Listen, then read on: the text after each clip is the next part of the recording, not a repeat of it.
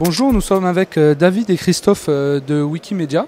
Déjà, bonjour, merci d'avoir accepté cette interview. Pouvez-vous déjà nous expliquer ce qu'est Wikimedia et après les différents projets sur lesquels vous travaillez? Okay. Alors Wikimedia, d'abord c'est 9 projets qui sont tous internationaux, qui ont tous pour but de diffuser des contenus pédagogiques. Le plus connu, Wikipédia. Ces 9 projets sont soutenus par une fondation américaine qui paie l'hébergement, qui paie tout ce qui est personnel pour s'occuper derrière de tout l'administratif et tout le technique. Donc là, c'est une vingtaine d'employés, exclusivement aux États-Unis maintenant, et entre 3 et 450 serveurs, donc ça dépend comment on compte. Et après, dans plusieurs pays du monde, notamment en France, il y a des associations locales, dont Wikimedia France, qui a pour but de soutenir et de promouvoir les projets. Donc là, c'est ce qu'on fait dans les RMLE, c'est de venir expliquer justement comment ça fonctionne et présenter les différents projets. Très bien. David, vous travaillez plus particulièrement sur un projet qui est Wikiversity. Pouvez-vous nous en parler ? Alors Wikiversity, comme c'était dit, c'est l'un des 9 projets qui est géré par la Fondation. C'est le projet le plus jeune puisqu'il a été ouvert dans sa version anglophone en août 2006, pour sa version francophone en décembre 2006. Et le but de ce projet-là, en fait, c'est de fournir tout à chacun, d'apporter le savoir, comme si vous étiez à l'école. En fait, c'est l'école qui vient à chaque personne, sachant que ça fonctionne sur un mode contributif, c'est-à-dire que chacun des personnes qui sait quelque chose peut apporter ses connaissances et donc créer des cours ou améliorer des documents. Est-ce que c'est possible aussi de nous présenter le projet qui est le plus connu par rapport à Wikimedia, c'est Wikipédia, nous en dire quelques mots pour expliquer un peu quel est le mode de fonctionnement? Donc Wikipédia, c'est un des 10 sites les plus visités en France, c'est une encyclopédie libre, collaborative, donc c'est-à-dire qu'aujourd'hui tout ce que vous avez dedans, vous pouvez le réutiliser, vous l'approprier, et en plus vous pouvez aller l'améliorer, c'est-à-dire que vous voyez une faute d'orthographe, une erreur, vous pouvez cliquer sur modifier, c'est parti, vous pouvez améliorer. Donc le principe est là.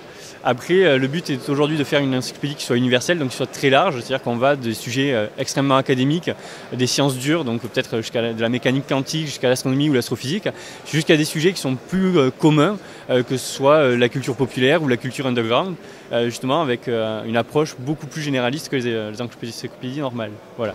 Vous auriez des chiffres peut-être sur Wikipédia pour avoir une idée de... C'est toujours les chiffres, ça parle toujours un peu? Alors aujourd'hui, c'est 800 000 articles, si je ne me trompe pas, c'est entre 13 et 14 millions de visiteurs uniques par jour, sachant qu'on a 23 millions d'internautes en France, ça fait pas mal. En gros c'est ça, c'est 140 administrateurs, c'est en gros 5000 collaborateurs réguliers tous les mois qui viennent aider.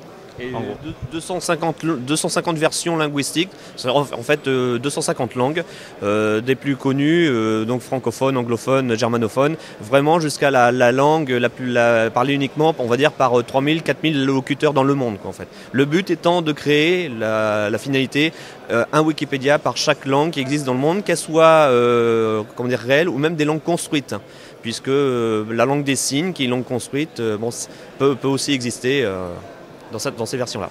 Tout à l'heure, je vous ai entendu parler de modifications toutes les secondes, donc vous pourriez nous en dire un peu plus?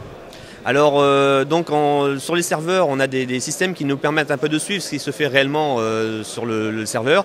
Et donc, sur la version francophone, si on regarde les modifications qui sont faites en temps réel, on est à peu près à une ou deux modifications, enfin une modification toutes les 2-3 secondes.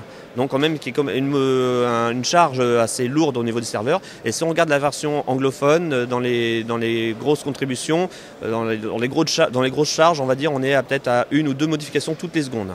Sachant qu'il y a une étude qui a été faite il y a quelques années, souvent quand il y a une modification, derrière il y a eu 10 lectures en fait. Donc en fait il y a 10 personnes qui lisent une page, donc ils viennent voir, et derrière il y a une personne qui va modifier. Et comment vous gérez la modération justement?